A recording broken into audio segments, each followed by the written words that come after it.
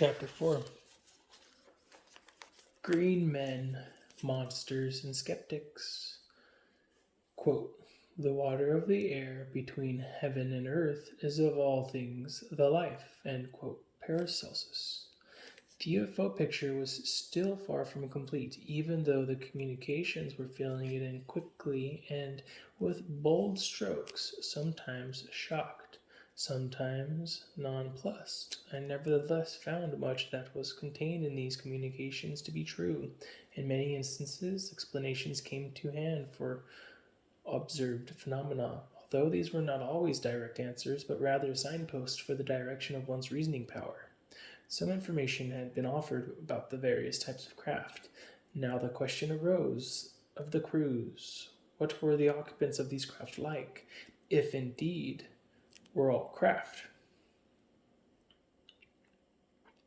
Referring specifically in this case to the machines purported to come from the center of the earth, I addressed the following question to Ashtar.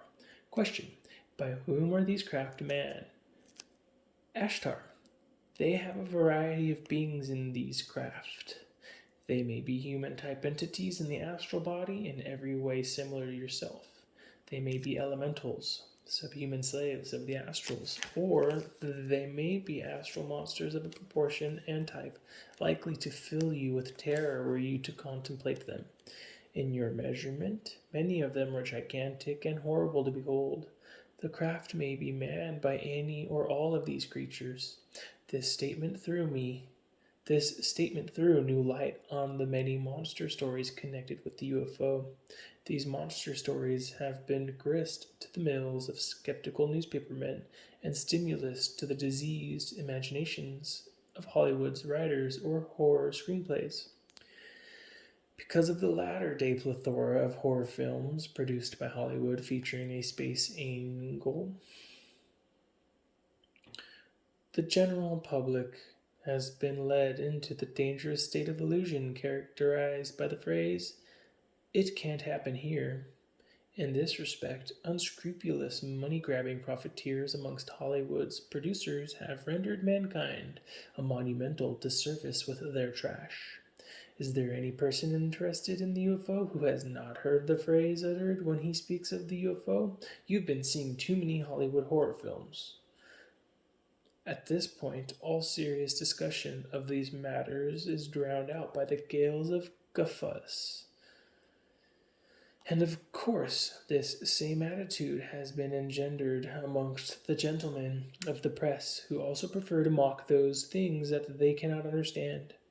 The case of the Sutton, West Virginia, monster story was investigated by men who were above suspicion, including some highly skeptical and case-hardened local sheriffs. In this Sutton story, now a matter of record and fully dealt with in other works, a craft was seen shooting overhead by a group of boys. Running up a hill in the direction the UFO had disappeared, the boys were confronted by a towering and horrible creature which gave off a nose-withering stench. One of the boys switched on his flashlight and directed the beam at the entity. The monster promptly broke and ran, or rather bounced, across the fields, indicating that despite its size, it was well nigh weightless, or not subject to gravity, in the same way we are.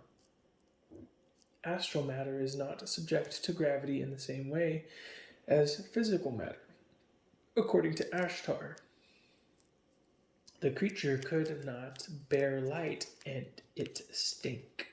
Hollywood horror films? The only part they played in this incident was to make those who did not see the monstrous being impugn the observational powers of the boys who did see it. Their sanity was impugned, at least tacitly.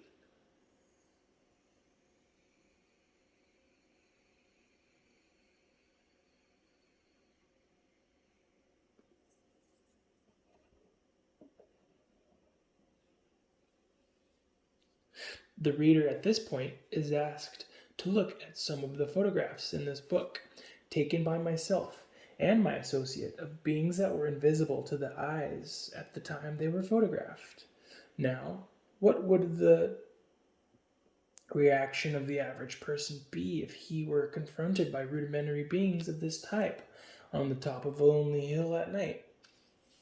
Photographs I have taken certainly contain some instances of beings horrible to behold, and little more need be said beyond the fact that science has a duty to the citizenry to investigate the nature of these beings. In the Sutton case, it would appear that some strange freak of atmosphere, Earth's magnetic field, vibratory level, climate, and 100 other variables rendered astral matter visible to physical eyesight. This would account for the sighting of the craft and the visibility of the occupant.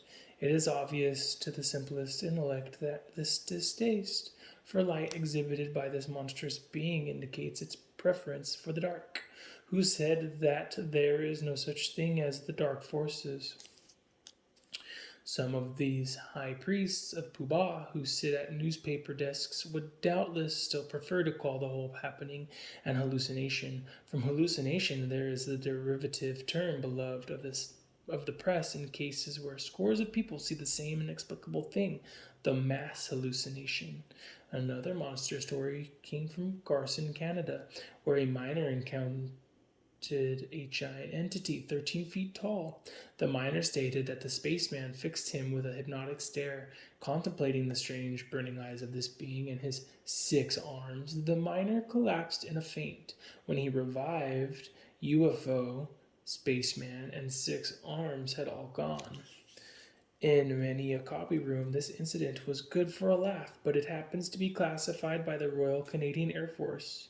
One of the reasons it is classified is because the monster spoke to the miner, and while no official statement has been made about what was said, I have it on good authority that certain suggestions were made regarding a certain manufacturing plant by this spaceman to the miner. In this instance, the technique is obvious. The monster portion of the story is released and is immediately blown down by all sources of public information. The portion of the contact dealing with a threat to security or with intelligence conveyed by unsavory visitant is hushed up neatly. It is important to record here that this description again fits Ashtar's description of the form taken by some of these beings, astral monsters of a type and proportion likely to fill you with terror were you to contemplate them. I submit that these descriptions fit very well, and even if newsmen were not filled with terror, I have no doubt that the miner who was there was justifiably terrified. Therein lies one difference between the closed-minded skeptic and the open-minded skeptic. The open-minded skeptic gives the benefit of the doubt to the people having these shocking experiences. The most dearly beloved of all chopping blocks in connection with the UFO are stories of the little green men. Sightings of these creatures are strenuously pooh-poohed just because no qualified medical man has ever had one of the laboratory table at a recognized clinic, or have they? Usually, the green men are passed off as drunken hallucinations or something equally convenient. A well known Los Angeles newspaper man introducing a speaker at a saucer meeting in that city once described those reporting these green men incidents as being the weak voices in the UFO picture. Apparently, he didn't believe that there were such things himself, or he would have sought instead to fit these things into the mosaic, instead of taking the view that reporters of such incidents are weak voices. Can we dispose of the little green men so lightly and easily? I wish that it were so. Little green men keep appearing, little newspaper men notwithstanding, and some of our people are having fights with them. The results, or rather lack of results, have been amazing. In 1955, a Hopkinsville, Kentucky farm family named Sutton had what can only be described as a pitched battle with a horde of those green men in and around their own farmhouse. Like all good Kentuckians, the farmers had shotguns and plenty of shells. They fired off their full supply of shells, knocking the green men off the roof gutters and corners of the building, but they could not kill or injure them. Time and again, shotguns were discharged at them from point-blank range with no effect. Does this behavior not suggest interpenetrating matter? Compare this incident now with the two related in Major Donald Kehoe's flying saucer conspiracy, which occurred in South America, many thousands of miles from Kentucky. These encounters have points of similarity which will not be obvious to orthodox science, but which have great meaning for students of the superphysical. The first of the two encounters in South America took place on November 28, 1954 at 2 a.m. Two Venezuelans were on their way in their truck to Caracas for food. They saw a luminous sphere 10 feet in diameter blocking a side street, and then a hairy dwarf came towards them. One of the Venezuelans ran to a traffic inspector's office nearby, while the other one took a swipe at the dwarf with a knife. The knife simply glanced off the little man's shoulder as though it was hard. His body seemed equally hard and unyielding as the Venezuelan grappled with him. The arms of the Venezuelan were scratched and his clothing torn, as later verified. A couple of weeks after this incident, two Venezuelan peasants spotted a similar round object hovering near a road. Four little men got down out of it and tried to drag one of the Venezuelans into the craft. A fight ensued. One of the Venezuelans swung a shotgun on one of the dwarfs, only to find that the shotgun shattered on the creature without injuring or phasing him in the least. The encounter ended with the headlights of an oncoming car illuminated the scene. The 3-foot-high assailants promptly clambered into their cosmic taxi and took off. This story was checked by the APRO organization. Let us now examine these encounters for common points and see what we can do to explain these events. The first point that does not seem to have registered fully with most investigators is that the creatures could not be injured by shotgun blasts, a knife, by grappling, or by a shotgun used as a club. They could not be damaged by any of these agencies, which we know to be damaging because they are of an order of matter different from our own. In the Kentucky case, the shotgun blasts appeared to go right through the green men, which would tend to fit in with the astral theory. In the Venezuelan encounters, the beings were positively not astral, since our matter did not penetrate theirs. They appeared to be much denser, i.e., harder, thicker, and heavier than the men they encountered. There is an old Hermetic axiom which says, as above, so below. It seems to me that the heavier, denser, hairy, and rudimentary dwarfs would logically have their origin at a point or level or density more subject to gravity than the surface of the earth. That is, they could originate below our surface, and in all instances, however, the creatures were of a different matter than ourselves, whether denser or finer, they were in addition hostile. In the second Venezuelan encounter, headlights caused the little men to depart in haste. Light dispels darkness. There may be many interpretations of these incidents, but in my view, any interpretation which assumes these beings are of the same density as ourselves is bound to be incorrect. We might know at this point, since it has a role to fulfill in later explanations of various phenomena, that the hairy dwarfs attempted the kidnapping of one Venezuelan. Here is an additional discourse on this subject offered by Ashtar. It throws more light on the subject, if we choose to use the information offered. Ashtar. The silver spheres frequently reported, especially those associated with reports of little men as occupants, are a type of craft launched from the carriers of the Dark Ones. There are several facts which govern the sightings of these things. In the first place, a combination of atmospheric conditions and the physical condition of the viewer may render them visible. In the case of the monstrosities seen by only one person, this may be the case. Certain physical conditions in the viewer may render them visible to one man when they will not be seen by another man beside him. Hence the common term hallucination. But the man who sees these monstrosities is seeing something very real, and while it can be said that the experience is a subjective one, in a sense it is also a view into the unseen worlds which surround and interpenetrate your own. Great confusion is caused upon your surface by the varying descriptions of little green men, little men in various types of clothing, and so forth. Believe me, it would take many books to fully describe the many types of elementals who dwell in the invisible realms. This, at least, gives us a new perspective on hallucinations. They may be all that they seem in some cases. In referring to this combination of physical conditions and atmosphere, Ashtar is probably referring to those people who experience an extension of normal vision involuntarily. Modern psychiatry is lost in these matters, of course, but the development of every individual consciousness is different. Consequently, what each individual is likely to see and interpret as real is also different. The man with tunnel vision, for example, may reach 25 years of age or more before he realizes that everyone else does not see the same way he does. The same thing occurs with persons clairvoyant from birth. Phoebe Payne, for example, the great English psychic and seer who has worked extensively with doctors on diagnosis, states in her book, The Psychic Sense, that she was 19 years old before she realized that not everyone saw what end as she did.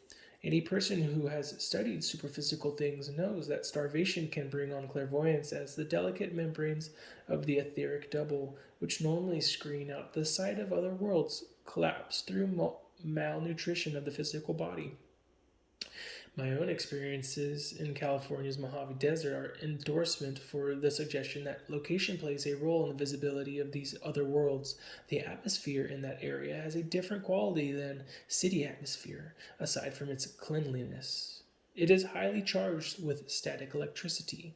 The role that location has played in my own researches will be explained later on, but in my view, this Ashtar communication is valid. As for the desert of various beings in beautiful robes in assorted sizes, offering different things to different people from different craft for different purposes, the best advice that can be offered to anyone dabbling with the UFO is not to trust appearances. In the astral world, at least, changing appearance is a characteristic stressed in almost all writings on the subject, be they Western or Eastern in origin.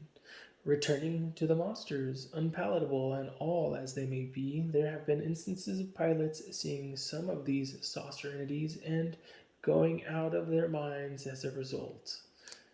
One such incident, presented in what amounts to hearsay, form a major keyhose. Here, one such incident presented in what amounts to hearsay, form a major keyhose flying saucer conspiracy. Concerns an Air Force pilot in Hawaii. Sent up on a UFO scramble, he was alleged to have landed in babbling terror after having seen the occupant of one of the UFOs. I submit that if this pilot did in fact see the occupant, his reaction would be understandable if we accept Ashtar's description of some of these beings.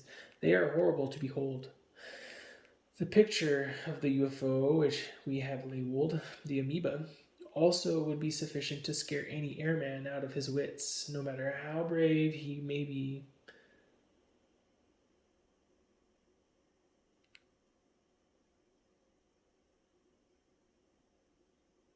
No matter how brave he might be or well trained. Preparation for the impact of suddenly and without warning, seeing an object as the amoeba complete with what looks like a face is not a part of an airman's training. I am extremely grateful that I did not see this object but saw it only in the sense explained in the chapter on photography. Had I seen the UFO in question optically, I would quite probably have been in similar condition to the Pearl Harbor pilot. This reaction would have been intensified if, as I now suspect, the object had absolutely no depth, i.e., was two-dimensional. The Pearl Harbor incident also harks back to October 8th, 1953, when a voice suddenly cut in on a Salt Lake City radio station and proclaimed, "I speak from a spaceship. You cannot reach me, but I can with ease reach you. You saw me. I should be so horrible in your eyes that you would be scared to death." This story was given a good dose of pooh-bah and put to bed. Now, perhaps, with the photographs I have taken and the incoherent testimony of a demented pilot to go on, defense Officials and UFO fans alike will realize that perhaps, after all, the entity concerned was not kidding, for we cannot totally exclude from possession of telepathic ability the strange beings that live in the sky illustrated in this book. The finest sightings of little green men yet released to the public took place in the area of Steep Rock Lake, Ontario, Canada, a barren district whose life centers around the iron mines. On one occasion, little green entities were seen hosing water into a hatch on their saucer and then promptly departed when they became aware of several miners watching them. They have also been frequent they have also been seen frequently in other countries near lakes, rivers, and bodies of fresh water. Large quantities of water, involving millions of gallons in some cases, have been found mysteriously missing following UFO sightings in various parts of the world. Especially has this been true in England, where the tireless English writer and investigator Mr. Harold T. Wilkins has kept a tab on these activities. In some instances of water theft, a green scum from the green men has been found on the water. This scum has defied laboratory analysis and has disappeared shortly afterwards, in much the same way as the weird misnamed angel's hair. In one steep rock sighting, the two observers noted that there was some kind of sweeping antenna whirling around atop the craft as it rested on the water. The purpose of this device was apparently to warn these green men in silver suits of the presence of living beings, for as the observers looked through a crack in the rocks, the antenna halted upon their very location. Instantly, the green men, who appeared to be somewhat transparent, ceased hosing water, vaulted into the hatch of the craft, and took off. The people who saw them said that they had no faces. This should not be disturbing on this should not be disturbing to UFO fans who realize that our own Pentagon is full of faceless spokesmen. There are two things that should be carefully reasoned in this case, for they are of paramount importance, in my opinion, if we are to solve even the outer fringe of the UFO mystery. First, the green men in silver suits were seen stealing water. This is unethical since it is theft and must therefore in some measure characterize the beings who performed the act. It is probably the only single thing these UFO entities have been doing that makes any sense. It is an intelligent, if unethical, action, the theft of water. What can it mean?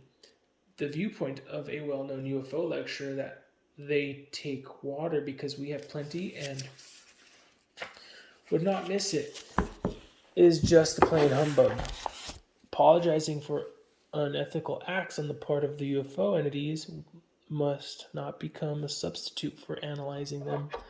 These entities, like all others, must be known by their fruits, not have their fruits deceptively but packaged by earthlings who crave fame, glory, and adulation.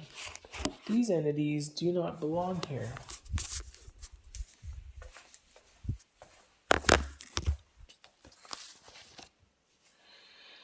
And therefore have no more right to steal from this planet than any man has the right to enter a home where he does not belong and steal water or anything else.